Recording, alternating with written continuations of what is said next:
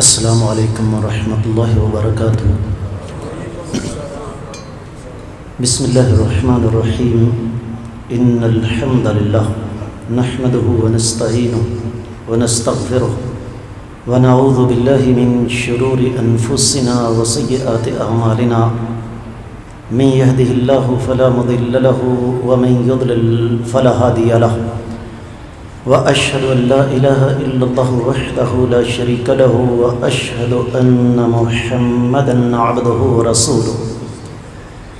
يا أيها الذين آمنوا اتقوا الله حق تقاته ولا تموتن إلا وأنتم مسلمون۔ يا أيها الناس اتقوا ربكم الذي خلقكم من نفس واحدة وخلق منها زوجها وبث منهما رجالا كثيرا ونساء، واتقوا الله الذي تساءلون به والأرحام إن الله كان عليكم رقيبا۔ يا أيها الذين آمنوا اتقوا الله وقولوا قولا سديدا يصلح لكم أعمالكم ويغفر لكم ذنوبكم، ومن يطع الله ورسوله فقد فاز فوزا عظيما۔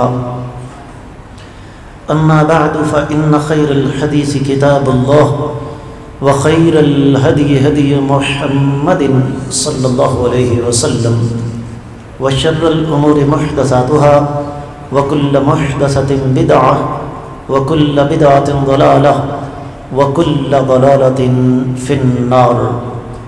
قال الله عز وجل بعد أعوذ بالله السميع العليم من الشيطان الرجيم، لكل امرئ منهم يومئذ شأن يغنيه۔ عزیزان ملت، بزرگان گرامی، معزز خواتین و حضرات، ماہ سیام، ماہ رمضان اپنا سفر تقریباً مکمل کرنے کو ہے۔ بنیادی طور پر یہ مہینہ اپنی تربیت اور اصلاح کا ہے۔ آج رب کائنات کی توفیق سے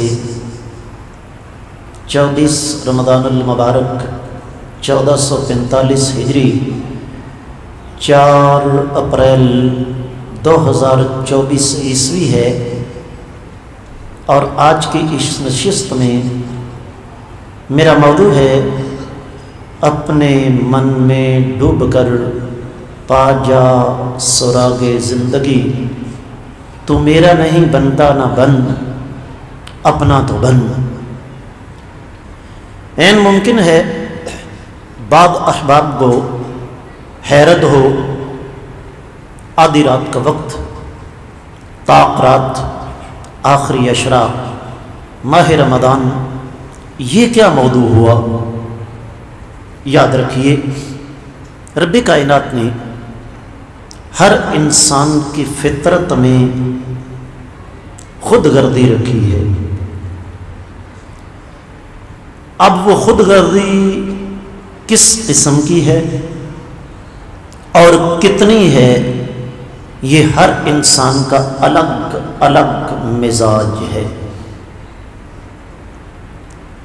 جس خود غرضی کی میں آج بات کرنے والا ہوں، اس کا تعلق انسان کی ذات اور آخرت کے ساتھ ہے۔ ہمارے معاشرے میں جو بیماریاں گھن کی طرح تباہی پھیلا رہی ہیں نا، ان میں سے ایک یہ بھی ہے کہ ہم میں سے ہر کوئی خود غرض ہے، لیکن صرف دنیا کی حد تک۔ اور سب اور ہم میں سے ہر ایک کو آخرت کی فکر ہے، لیکن اپنی آخرت کی نہیں، دوسروں کی۔ یاد رکھیے، قرآن نے جگہ جگہ پر ہمیں یہ بات سمجھائی۔ سورہ عبسہ کی ایک آیت میں نے پڑھی، اس سے قبل رب کائنات فرماتے ہیں یوم یفر المرء من اخیہ، اس دن کی فکر کرو جس دن انسان اپنے سگے بھائی کو چھوڑ کر بھاگ جائے گا، وَأُمِّهِ وَأَبِيهِ، وہ ماں جس کے قدموں تلے جنت ہے، اور وہ باپ جس کی رضامندی میں اللہ کی رضامندی ہے، انسان اسے چھوڑ کر بھی بھاگ جائے گا۔ وَصَاحِبَتِهِ وَبَنِيهِ، اور اس کی وہ بیوی جس کے لیے انسان اپنے کئی عزیزوں کو، بڑے مقدس رشتوں کے تقدس کو پامال کرنے سے بھی باز نہیں آتا، اسے بھی چھوڑ کر بھاگ جائے گا۔ وہ اولاد جس کے لیے دن رات انسان مشقت اٹھاتا ہے، انسان محنت کرتا ہے، بسا اوقات حلال و حرام کی پہچان ختم کر دیتا ہے، اپنی خودداری اور عزت نفس کو داؤ پر لگاتا ہے، قیامت والے دن انسان اس اولاد کو چھوڑ کر بھی بھاگ جائے گا۔ لِكُلِّ امْرِئٍ مِّنْهُمْ يَوْمَئِذٍ شَأْنٌ يُغْنِيهِ، اس دن ہر انسان کو اپنی اپنی پڑی ہوگی۔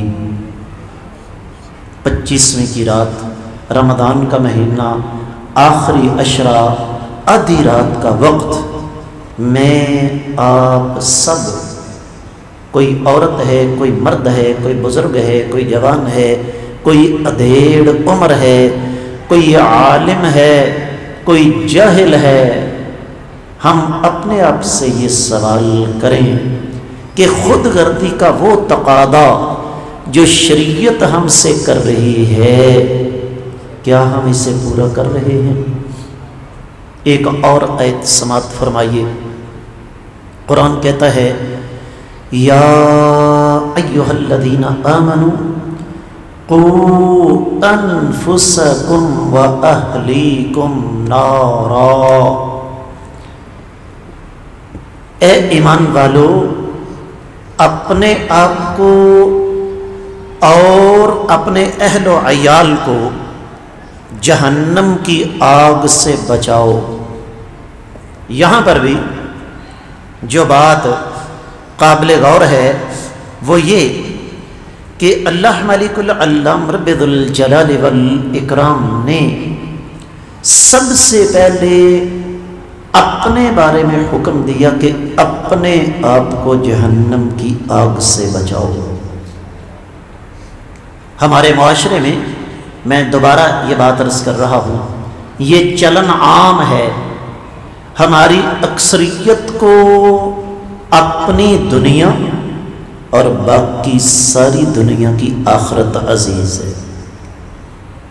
ہم یہ چاہتے ہیں کہ ہم جو کچھ کر رہے ہیں ہمیں کوئی نہ پوچھے، اور میرے علاوہ ہر ایک یہی چاہتا ہے، ہر ایک یہی چاہتا ہے کہ میرے علاوہ باقی ساری دنیا آخرت کی فکر کرے، میں اکیلا دنیا کی فکر کروں، قوموں کو تباہ ہونے کے لیے، قوموں کو برباد ہونے کے لیے اس کے علاوہ کسی اور بڑی چیز کی ضرورت نہیں ہے۔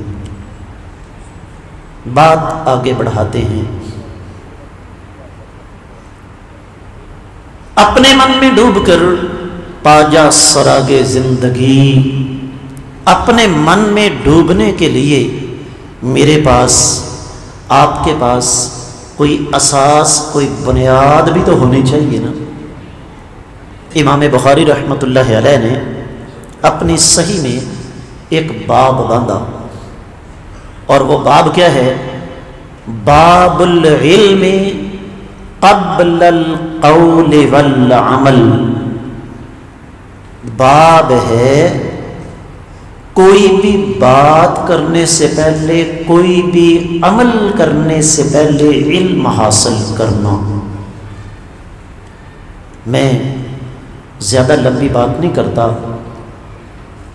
سمجھدار احباب تشریف فرما ہیں، معزز خواتین و حضرات میری بات توجہ کے ساتھ سماعت فرمائیں گے۔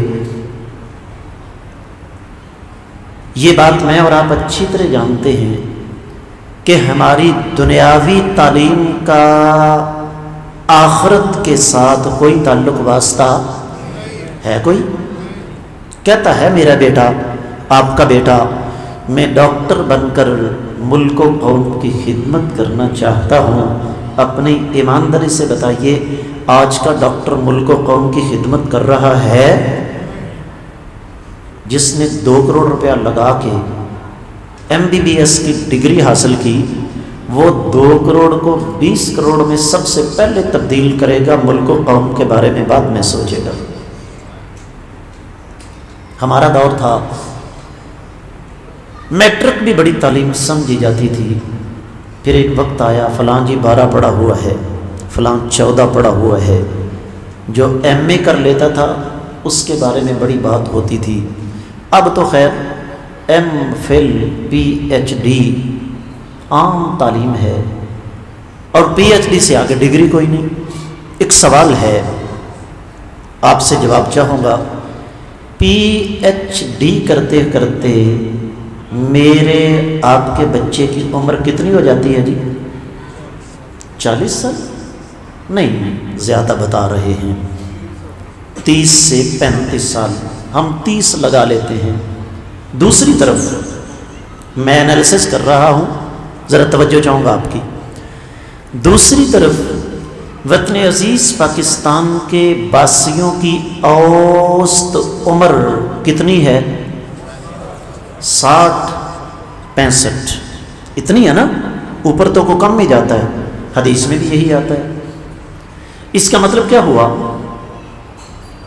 کہ 30 یا 35 سال کا وقت گزارنے کے لیے میرے آپ کے بیٹے نے 30 سال تیاری کی ہے۔ تھوڑی دیر کے لیے سوچئے، وہ زندگی جس کے بارے میں کائنات کے امام صلی اللہ علیہ وآلہ وسلم کا فرمان ہے، قیامت کا دن ہوگا، جنتی جنت میں چلے جائیں گے، جہنمی جہنم میں چلے جائیں گے، اللہ کے حکم سے ایک بکری لائی جائے گی یا بکرا لایا جائے گا، اور اس کو جنت اور جہنم کے درمیان کھڑا کر دیا جائے گا۔ سوال ہوگا، اتدرون ما ھذا، جانتے ہو یہ کیا ہے؟ سبھی سمجھیں گے، سبھی کو پتا ہوگا، وہ کہیں گے انہ الموت، یہ کیا ہے؟ موت ہے۔ جہنمی سمجھیں گے شاید موت آ گئی، ہماری جہنم سے جان چھوٹ گئی، لیکن ایسا نہیں ہوگا، اس کو ذبح کر دیا جائے گا، اعلان ہو جائے گا، یا اہل الجنت خلود فلا موت و یا اہل النار خلود فلا موت۔ اے جنتیو، جنت کی نعمتوں سے مستقل لطف اندوز ہوتے رہو، تمہیں یہاں موت نہیں آئے گی۔ اے جہنمیوں، ہمیشہ ہمیشہ کے لیے جہنم میں جلتے رہو، تمہیں موت نہیں آئے گی۔ اس ہمیشہ کی زندگی کو بسر کرنے کے لیے میرے بیٹے نے، آپ کے بیٹے نے کتنے سال تک تیاری کی ہے؟ جس جگہ آپ بیٹھے ہیں یہ ایک تعلیمی ادارہ ہے، تعلیمی نظام ہے، اور یہاں پر میرے سمیت میرے کئی ساتھی کس لیے آتے ہیں، کس لیے بیٹھتے ہیں؟ صرف اور صرف ایک سبق پڑھانے کے لیے کہ اے قوم کے بیٹو، دنیا کی نہیں آخرت کی فکر کرو۔ اور یاد رکھیے، جب انسان آخرت کی فکر کرنا شروع کر دیتا ہے، رب کائنات اپنی رضا و رحمت سے، اپنے فضل و کرم سے اس کی دنیا خود بخود سنوار دیتے ہیں۔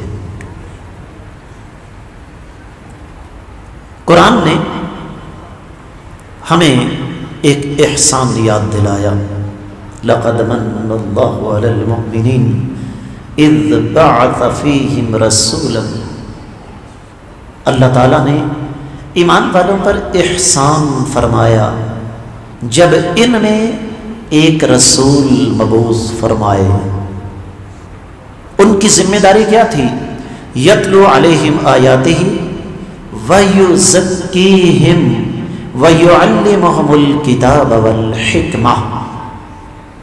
تین کام، اللہ کی آیات تلاوت کرنا، ان کا تزکیہ کرنا، ان کو اپنے من میں ڈوب کر زندگی کا سراغ پانے کا سبب پڑھانا، اور انہیں کتاب و حکمت کی تعلیم دینا۔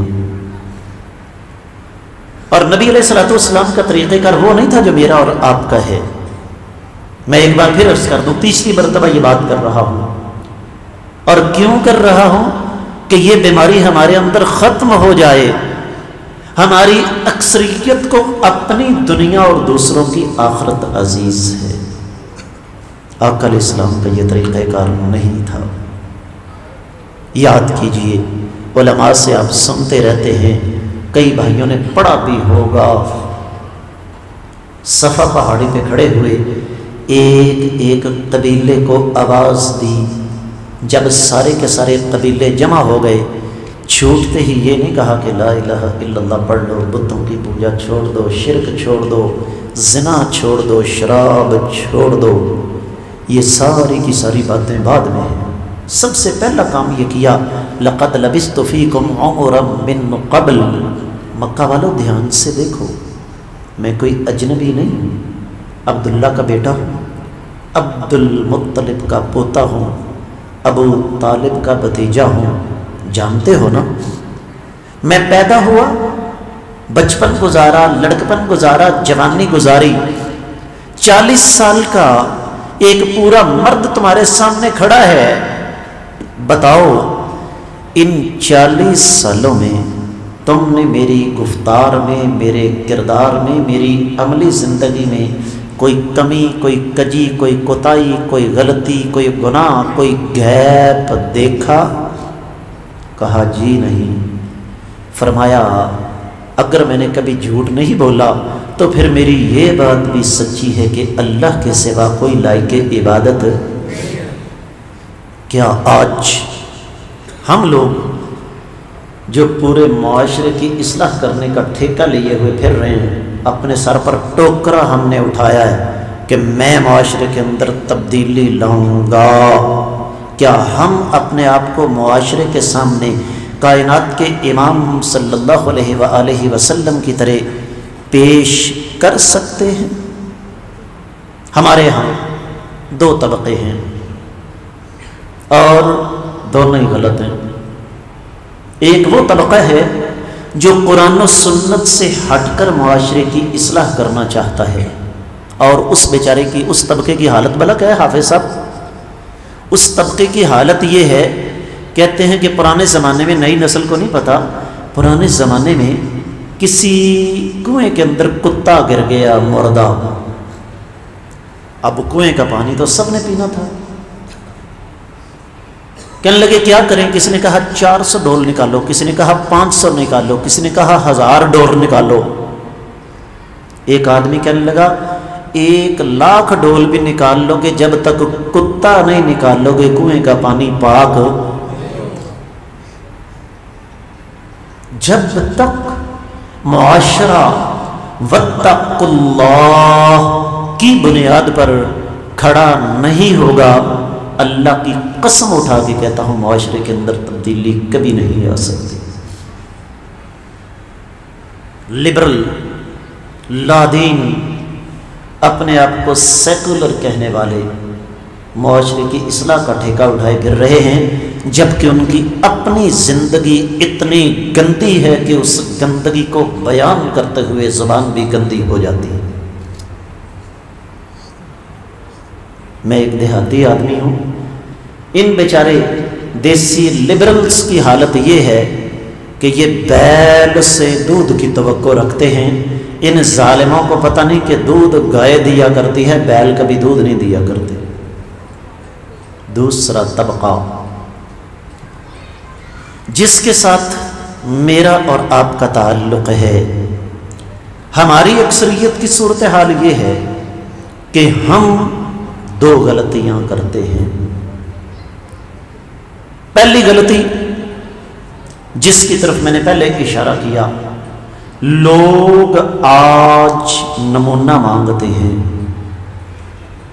اس وقت جتنے چہرے میرے سامنے تشریف فرما ہیں، پتہ چلا ہے 150 کے قریب معزز میرے بھائی بیٹے بزرگ اعتکاف یہاں پر فرما رہے ہیں، کوئی 250 کے قریب معزز خواتین بھی اعتکاف فرما رہی ہیں۔ آپ کا تعلق جس قصبے جس دیہات کے ساتھ بھی ہے،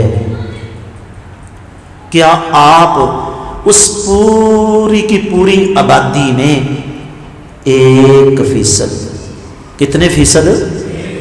1% لڑکے یا لڑکیاں حقیقی معنوں میں دکھا سکتے ہیں جو اسلام کی پاسبانی کا عملی طور پر حق ادا کر سکتے ہوں؟ میرا تعلق جس قصبے سے ہے 25,000 کی آبادی ہے، اور میں اس 25,000 کی آبادی میں سے 25 نوجوان لڑکے اور 25 نوجوان لڑکیاں آپ کو نہیں دکھا سکتا جن کو مثالی مسلمان قرار دیا جا سکے۔ وجہ کیا ہے؟ ہم نے یہ سبق ہی نہیں پڑھا کہ اپنے من میں ڈوب کر پا جا سراغ زندگی۔ خصوصی توجہ چاہوں گا، جب علم کو نظر انداز کر کے دیندار طبقے سے مخاطب ہوں، سیکولروں کی بات جتنی میں نے کرنی تھی کر لی، اس سے زیادہ نہیں کرتا۔ دیندار طبقہ جب علم کی بنیاد پر معاشرے کی اصلاح نہیں کرے گا تو پھر یہی حال ہوگا۔ آقا علیہ السلام فرما گئے، بلغوا عنی ولو آیہ، میری طرف سے آگے پہنچا دو چاہے ایک آیت ہی کیوں نہ ہو۔ یہاں پر کچھ حافظ بچوں کے والد موجود ہیں، بھائی ہاتھ ذرا کھڑا کریں۔ ذرا کوئی میرا بھائی بتائے گا کہ ہمارے بچے قرآن حفظ کرنے کے دوران مکمل قرآن اندازاً کتنی دیر میں حفظ کر لیتے ہیں؟ 2 سال؟ کم 2 سال نہیں ہوتے، کم از کم 2.5 سے 3 سال۔ میں آپ کو قرآن کے ایک حافظ کی بات بتاتا ہوں، اللہ اکبر، واقعہ یاد آ گیا۔ سیدنا عمر رضی اللہ تعالیٰ عنہ کے پوتے سالم بن عبداللہ بیت اللہ کا طواف کر رہے ہیں۔ وقت کا خلیفہ بیت اللہ کا طواف کرنے کے لیے آیا، پتہ چلا کہ سالم بن عبداللہ بھی یہاں موجود ہیں، خود پہنچا، تلاش کر کے کہا سالم مانگو، کیا مانگتے ہو؟ کہا اللہ سے ڈرو، اللہ کے گھر میں کسی اور سے مانگوں؟ اس نے نظر رکھی، سالم طواف کر کے باہر نکلے، کہا سالم اب تو بیت اللہ سے باہر آ گئے ہیں، اب تو کچھ مانگ لو۔ کہا دنیا مانگوں کہ آخرت؟ کہا آخرت میں تو میں تمہیں کچھ نہیں دے سکتا، دنیا مانگ لو۔ کہا دنیا تو میں نے دنیا بنانے والے سے نہیں مانگی، تجھ سے کیا مانگوں؟ بات مکمل نہیں ہوئی، خلیفہ نے جو لفظ کہے وہ قابل غور ہیں۔ اس نے کہا پتر تو نہیں بول رہا، تیرا خون بول رہا ہے۔ بیٹا کس کا؟ عبداللہ کا۔ پوتا کس کا؟ عمر بن خطاب رضی اللہ تعالیٰ عنہ کا۔ اب یہ باتیں اجنبی لگتی ہیں، ماڈریٹ دور ہے، پیزا برگر سینڈوچ بوتل، ماڈریٹ دور ہے نا۔ ہم اس بات کو بھول گئے کہ ہماری آنے والی نسل ہمارے لیے یا تو جنت کا ٹکٹ ہے یا جہنم کا پروانہ ہے۔ ہمارے بچے وہ نہیں کریں گے جو ہم کہیں گے، بچے وہ کریں گے جو ہم کریں گے۔ ہمارا حافظ 3 سال میں بنتا ہے۔ سیدنا عبداللہ بن عمر رضی اللہ تعالیٰ عنہ نے اکیلی سورۃ البقرہ 4 سال میں حفظ کی۔ کیوں؟ اس سورہ مبارکہ میں 1000 باتوں کا حکم دیا گیا ہے، 1000 باتوں سے منع کیا گیا ہے۔ وہ لوگ قرآن کو حفظ کر کے ساتھ عمل کرتے تھے، اسی وجہ سے اقبال کو کہنا پڑا کہ یہ راز کسی کو نہیں معلوم کہ مومن قاری نہ دراتا ہے حقیقت میں ہے قرآن۔ اس لیے اگر میں اور آپ معاشرے کی اصلاح چاہتے ہیں، سب سے پہلے ہمیں علم حاصل کرنا ہوگا، اور علم حاصل کر کے خود اس علم کی عملی تصویر بننا ہوگا، اور پھر جب ہم دعوتی میدان میں اتریں، لوگوں کی اصلاح کریں، تو شریعت کے مزاج کے مطابق توازن اور اعتدال کی پالیسی کو مد نظر رکھیں۔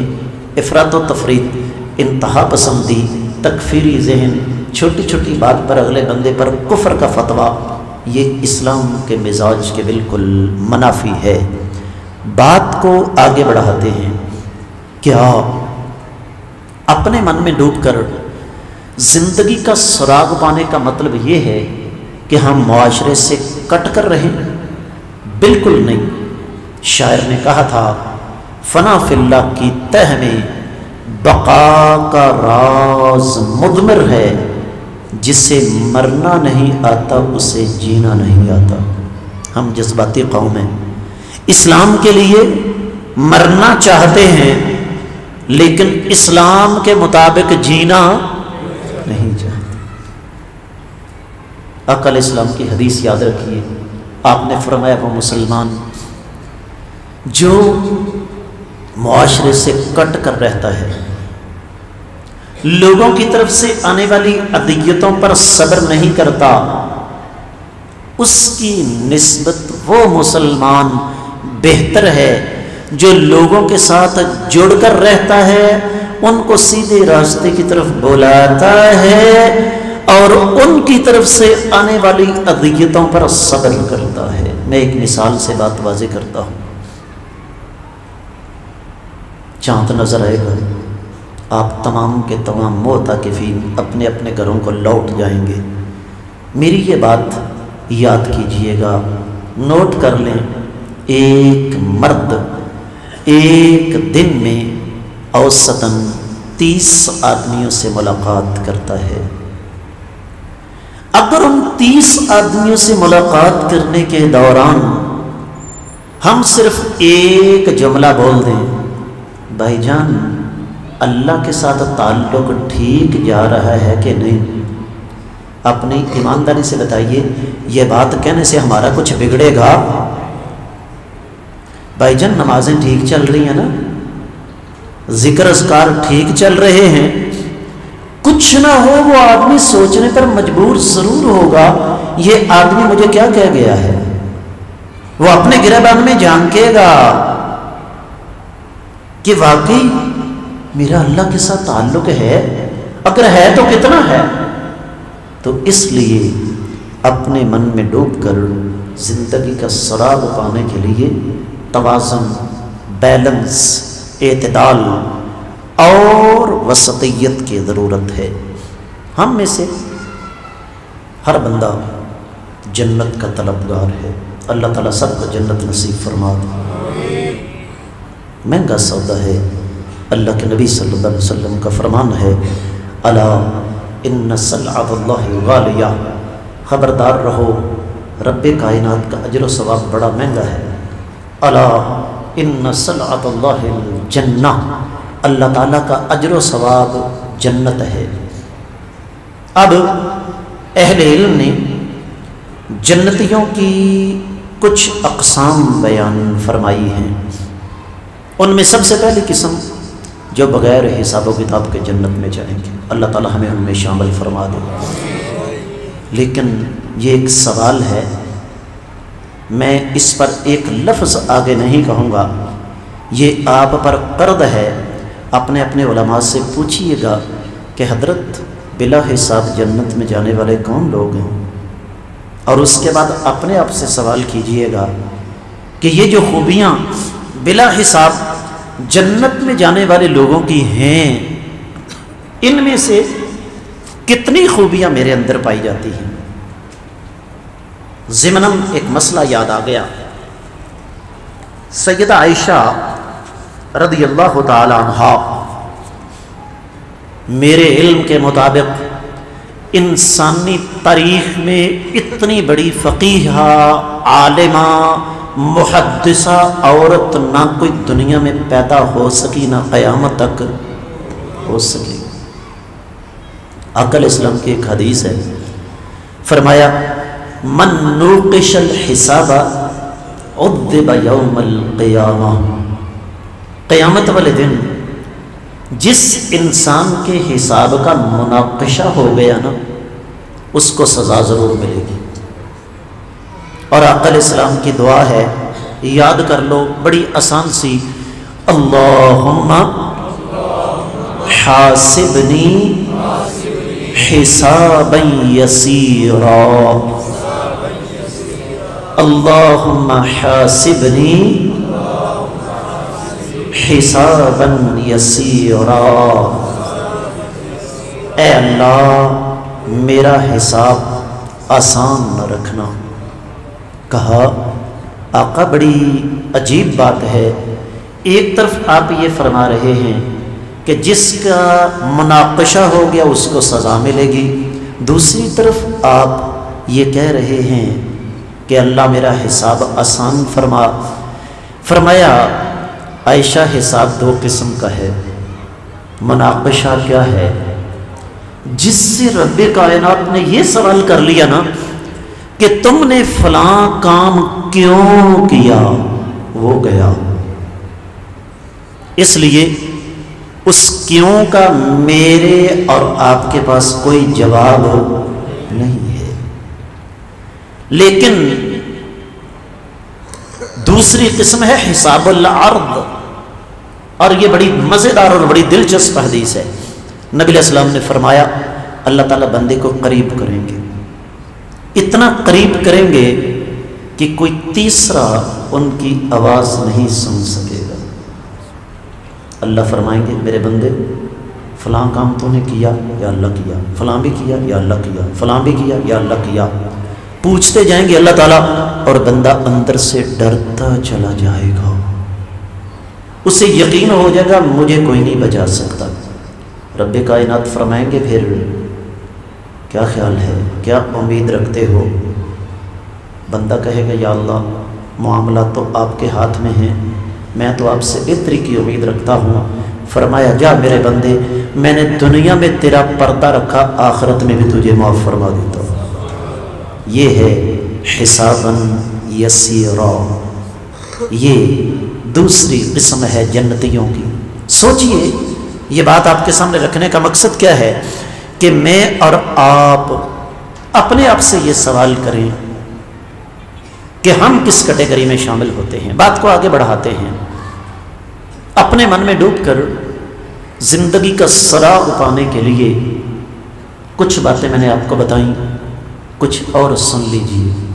کبھی بھی زندگی میں خواہشات کو اپنے اوپر غالب مت آنے دیجئے۔ قرآن کہتا ہے افرأیت من اتخذ الہہ ہوا، کیا آپ نے اس بد نصیب انسان کو نہیں دیکھا جس نے اپنی نفسانی خواہشات کو اپنا معبود بنا لیا؟